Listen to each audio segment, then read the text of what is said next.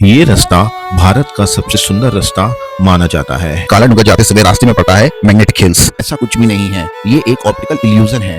कच्छ की highest peak पे जो कि अराउंड 462 मीटर अबव है सी लेवल से। वेदर अच्छा रहता है तो कभी कभी आप इंडिया पाकिस्तान का जो बॉर्डर है उसको भी आप लोकेट कर सकते हैं। ठंडी ठंडी हवाएं जब आपको छू के निकलती हैं तो और ज्यादा अच्छा महसूस। दतरिया जो हैं इनके 3 हेड्स होते हैं। तो मैं आराम से रोड टू हेवन में घूम रहा हूँ। दो दुनिया को आपस में जोड़ रहा हो, अंती ना हो, ये सीधे जाएगा हेवन में। इसे हम कहते हैं ग्रेटर फ्लेमिंगो। एक ऐसी जगह है, ये जो आप मिट्टी देख रहे हैं 3000 BC की। वाटर को इकट्ठा किया करते थे और वो भी कहाँ पे, कच्छ के बीच में। ये पूरा जो है हड़प्पन कल्चर में आता है और ये इसका कुछ हिस्सा जो है वो अपने सिंध प्रोविंस और पाकिस्तान में भी है। 2 दिन 3 दिन में गायब हो गई पूरी की पूरी। जो 5000 साल किसी ने छुए होंगे और आज भी मैं इन्हीं पत्थर को छू रहा हूँ। तो दोस्तों स्वागत है हमारे गुजरात के पार्ट 5 व्लॉग में। जैसे कि आप जानते हैं कि हम रण उत्सव टेंट सिटी में रुके हैं, वहीं से अब हम सीधे निकल रहे हैं काला डूंगर जाने के लिए। और काला डूंगर जाते समय रास्ते में पड़ता है मैग्नेटिक हिल्स। तो मैग्नेटिक हिल्स में ये माना जाता है कि जो गाड़ियां होती हैं उनको ढलान पे आप जब खड़े कर दोगे तो पीछे की साइड जो मैग्नेटिक हिल्स होते हैं वो इन गाड़ियों को अट्रैक्ट करते हैं, इसलिए इस जगह का नाम मैग्नेटिक हिल्स पड़ा। लेकिन ऐसा कुछ भी नहीं है, ये एक ऑप्टिकल इल्यूजन है। आप देख सकते हो गाड़ी इस समय मेरी न्यूट्रल में है और ये अपने आप पीछे की तरफ आ रही है और ये ढलान में खड़ी है, लेकिन तब भी ये पीछे की तरफ अट्रैक्ट हो रही है। ठीक है, तो ये अट्रैक्शन कोई मैग्नेटिक हिल्स के थ्रू नहीं हो रहा है, बल्कि ये ऑप्टिकल इल्यूजन है, क्योंकि जहां हमें स्लोप लग रही है वहां स्लोप नहीं है, बल्कि स्लोप इस समय पीछे की साइड है। इसी तरीके का मैग्नेटिक हिल्स आपको लद्दाख में मिल जाएगा, वो भी एक ऑप्टिकल इल्यूजन है। अब हम काला डूंगर की तरफ जा रहे हैं। काला डूंगर रण उत्सव टेंट सिटी से 45 से 50 किलोमीटर की दूरी पे है। यहाँ आपको पहुंचने में 1.5 से 2 घंटे आराम से लग जाएंगे और इसकी पार्किंग जो है वो एकदम ऊपर आपको मिल जाएगी लास्ट डेड एंड पे। और वहीं पे आपका मंदिर भी है, लॉर्ड दतरिया टेम्पल, उसी के पास में आप अपनी गाड़ी पार्क कर सकते हैं। ये जो मंदिर आप देख रहे हैं यही लॉर्ड दतरिया टेम्पल है और इसी के पास पार्किंग है।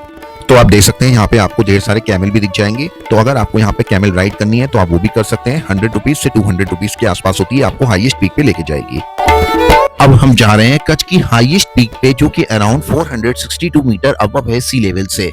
और आप देख सकते हैं कि जो इसकी अभी जो मैं चढ़ाई चढ़ रहा हूँ ये अराउंड 300-400 मीटर के आसपास होगी, बहुत ज्यादा नहीं है। अगर आप कैमल राइड जो मैंने दिखाए थे उससे जाना चाहते हो तो आप उससे भी जा सकते हो, वो आपका आना जाना दोनों 200-300 रुपए में हो जाता है। तो मैं आगे चलूंगा और मैं आपको यहाँ पे बहुत बेहतरीन व्यूज दिखाऊंगा।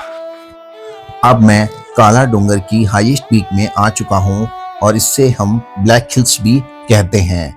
और अब मैं आपको बताऊंगा कि आप यहाँ से क्या क्या देख सकते हो। और इवन यहाँ से अगर वेदर अच्छा रहता है तो कभी कभी आप इंडिया पाकिस्तान का जो बॉर्डर है उसको भी आप लोकेट कर सकते हो। बाकी इन्होंने यहाँ पे पीक देखने के लिए ये सब लगा रखा है, तो टेलीस्कोप वगैरह। तो यहाँ पे ये लोग कुछ 3-4 चीजें दिखाते हैं, जो कि तुम्हारा ब्रिज होता है एक, ठीक है, उस ब्रिज को दिखाएंगे सामने 1971 वाला, और एक अपना टेम्पल है हनुमान जी का वो दिखाएंगे, और एक चेक पोस्ट है यहाँ पे तो उसको भी दिखाते हैं ये लोग।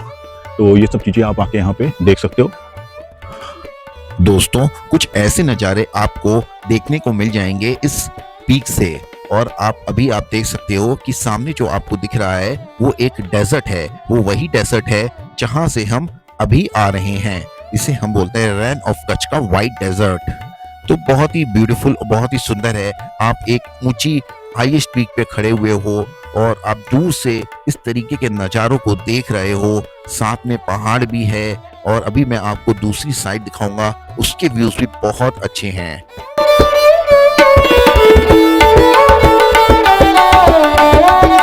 दोस्तों ये जो वाटर आपको दिख रहा है सामने, ये वाटर सीधे रोड टू हेवन से जाके कनेक्ट होता है, जो कि यहाँ से कुछ ही दूरी पर है। वो मैं अभी आपको आगे लेके जाऊंगा।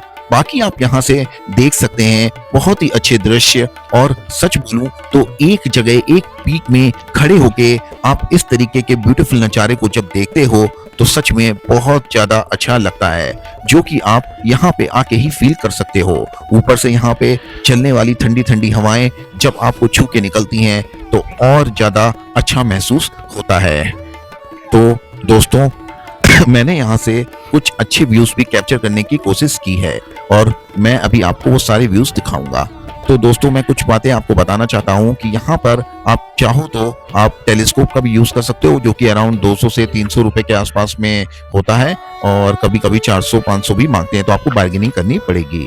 व्यूज आपको टेलीस्कोप से दिखते हैं वो हमने यहाँ पे लोकेट किए हैं। ये आपका इंडिया ब्रिज है, ये आप BSF चेक पोस्ट देख रहे हो, और ये जो है ये हनुमान टेम्पल है।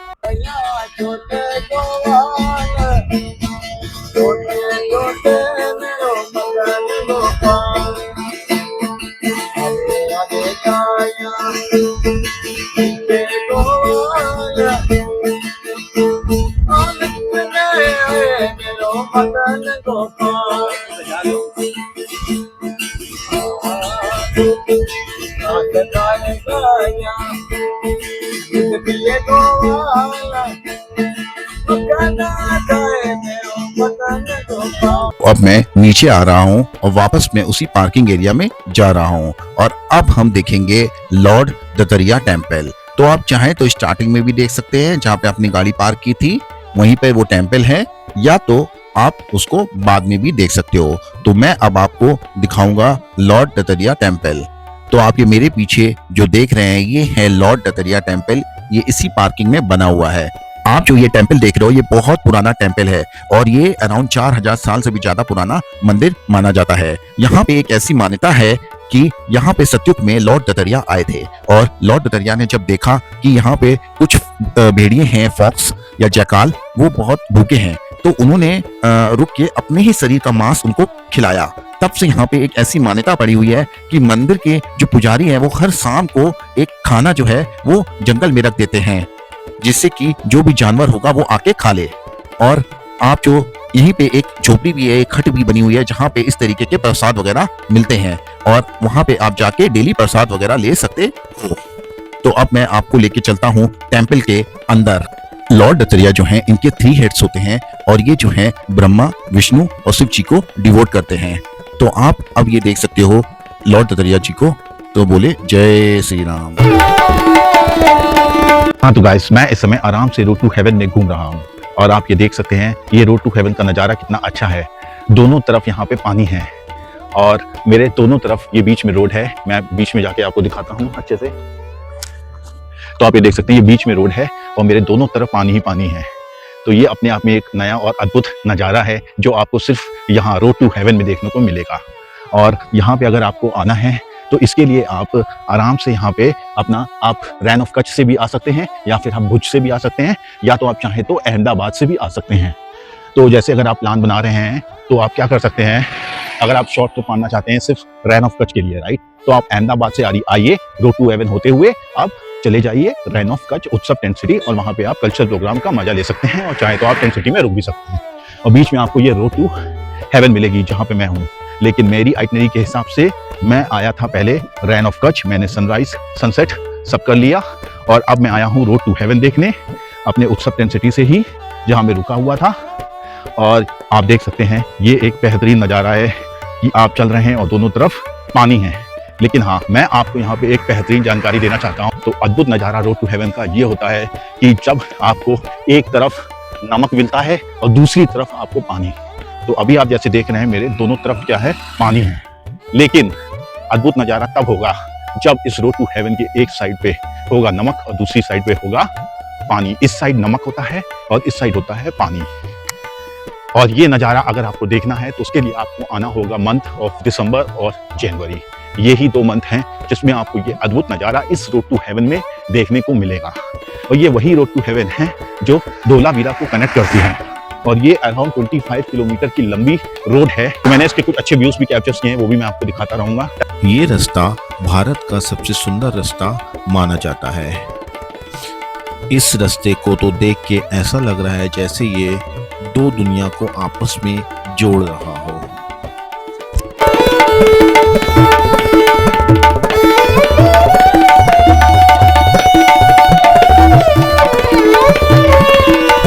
इसको देख के तो ऐसा लग रहा है जैसे इस रास्ते का कोई अंत ही ना हो, ये सीधे जाएगा हेवन में, इसीलिए इसको हम शायद बोलते हैं रोड टू हेवन। दोस्तों, ये रोड टू हेवन सिर्फ अपनी नेचुरल ब्यूटी के लिए नहीं जाना जाता, बल्कि वाइल्ड लाइफ के लिए भी जाना जाता है। तो जो आप यहाँ पे ये ब्यूटीफुल पिंक बर्ड देख रहे हो, इसे हम कहते हैं ग्रेटर फ्लेमिंगो। और इनका पिंक कलर नेचुरल नहीं होता है, ये आता है इनके खाने से। यहाँ एल्गी और छोटे श्रिम्प ये खाते हैं, जिसमें कॉटेंडो होता है, और वही इनके फेदर्स को इतना स्टनिंग पिंक बना देता है।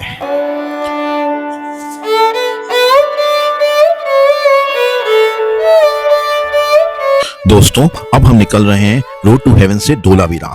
और ये जो धोलावीरा है रोड टू हेवन से मात्र 34 किलोमीटर है। तो अगर आप रोड टू हेवन आ रहे हैं तो आप यहाँ पे जरूर जाएं धोलावीरा, क्योंकि ये एक वर्ल्ड हेरिटेज साइट है और बहुत ही फेमस है और काफी अच्छा भी आपको यहाँ पे लगेगा। तो मैं अभी आपको आगे दिखाऊंगा। तो हम लोग जो धोलावीरा जा रहे हैं वहां पहुंचने में हमें मात्र लगे थे 40 मिनट रोड टू हेवन से। सो बहुत ही पास है, आप आराम से जा सकते हो। हमने धोलावीरा साइट में एंट्री ले ली है। सबसे पहले अब हम जाएंगे इसके म्यूजियम में। तो इसके म्यूजियम का एक नॉमिनल टिकट होता है जो कि आप वहीं एंट्री गेट से ले सकते हो। और ये जो म्यूजियम की टाइमिंग होती है वो 10 से 5 PM तक होती है। बाकी जो इसकी साइट है वो आप आराम से देख सकते हो। फिर आप जब म्यूजियम से बाहर निकलोगे तो आपको राइट हैंड साइड पे ये भोंगा विलेज दिख जाएंगे। तो ये बहुत पुराने भोंगा विलेज हैं जो अब मेंटेन नहीं है, पूरे टूट फूट गए हैं। तो ये जो जगह आप देख रहे हो ये है मेन साइट धोलावीरा की। आगे म्यूजियम था जो कि हम लोगों ने देख लिया। अब हम म्यूजियम से आगे जा रहे हैं। ये मेन है धोलावीरा की साइट। इसी जगह वो सिविलाइजेशन पाई गई थी। और ये जो जगह है ये वही जगह है जो कि यूनेस्को वर्ल्ड हेरिटेज में भी आती है।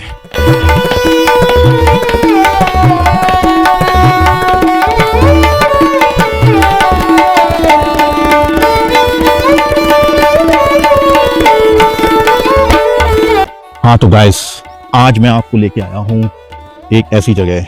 ये जो आप मिट्टी देख रहे हैं ये मिट्टी जो है 5000 साल पुरानी एक सिविलाइजेशन की, जिसे हम बोलते हैं इंडस वैली सिविलाइजेशन। और ये जो जगह थी, ये जो लोग थे वो हमसे हजारों साल आगे थे। सोच के देखिए, मैं बात कर रहा हूँ 3000 BC की। आज से 5000 साल पीछे ये लोग हमसे 1000 साल आगे थे। और ये जो है, अगर आप यहाँ पे देखोगे तो इन्होंने यहाँ पे समय के आधार से, जब सारे क्षेत्रों में जंगल हुआ करता था और कुछ भी नहीं था, उस समय इन्होंने यहाँ पर इस सिटी में अपने लिए डैम्स वगैरह बना रखे थे, जहाँ पे ये वाटर को इकट्ठा किया करते थे। और वो भी कहाँ पे? कच्छ के बीच में, कच्छ डेजर्ट के बीच में। ओवरऑल इसे हम कह सकते हैं कि ये एक वेल प्लान टाउन है। और वो भी उस समय जब हमारी सभ्यता और हम सब लोग जंगल में रहा करते थे, हमें कुछ नहीं पता होता था। जो पूरा देख रहे हैं ये पूरा जो है हड़प्पन कल्चर में आता है। और ये इसका कुछ हिस्सा जो है वो अपने सिंध प्रोविंस ऑफ पाकिस्तान में भी है। जी हाँ, कुछ हिस्सा इसका पाकिस्तान में भी पाया जाता है। तो ये अपने आप में एक बहुत ही आधुनिक चीज़ है। और हम लोग जैसे जैसे आगे बढ़ रहे हैं आप देख सकते हैं इनकी साइट्स को सारे रिजर्वायर टाइप के बने हुए हैं। ये देख के सीरियसली सिर्फ एक ही चीज़ याद आती है, और वो ये याद आता है कि आप अगर आगे बढ़ना चाहते हैं तो आप कभी भी आगे बढ़ सकते हैं। जी हाँ, जैसे कि आप ये सिविलाइजेशन को देख सकते हैं। ये लोग उस समय आगे थे, वो भी हजारों साल फ्यूचर में जी रहे थे, जब आधे से ज़्यादा वर्ल्ड का हिस्सा जंगल में डूबा हुआ था।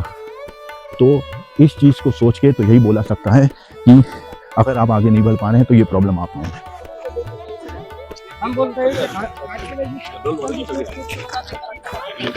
ये देख सकते हैं यहाँ पे 4 स्क्वायर शेप में एक पूरा स्ट्रक्चर है। तो ये जो स्ट्रक्चर है ये स्टोरेज हुआ करता था उस समय का। तो यहाँ पे वो लोग अपने ग्रेन्स, अपने जो भी फूड स्टोरेज है या जो भी कुछ अलग सामग्री होते हैं, ये सारे रिमेन्स हैं उस सिटी की याद दिलाते हैं जो आज से 5000 साल पहले थी। और एक बहुत इंपॉर्टेंट हिस्सा इस वर्ल्ड का हुआ करता था, जो कि पता नहीं क्या हुआ कि अचानक 2 दिन 3 दिन में गायब हो गई पूरी की पूरी।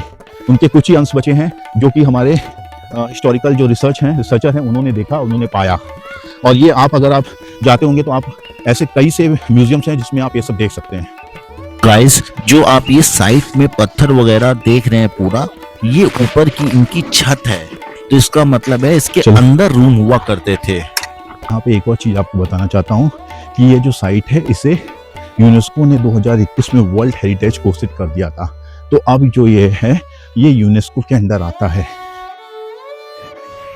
तो इस साइट को भी देखने बहुत दूर दूर से लोग आते हैं और आप देख सकते हैं ये कितना, यहाँ से आप ब्यूटीफुल नज़ारे भी देख सकते हैं और इस बरीड सिटीज़ को भी, जो कि हमारे इस वर्ल्ड का कभी हिस्सा हुआ करती थी और हमने इससे कई चीज़ सीखी भी है।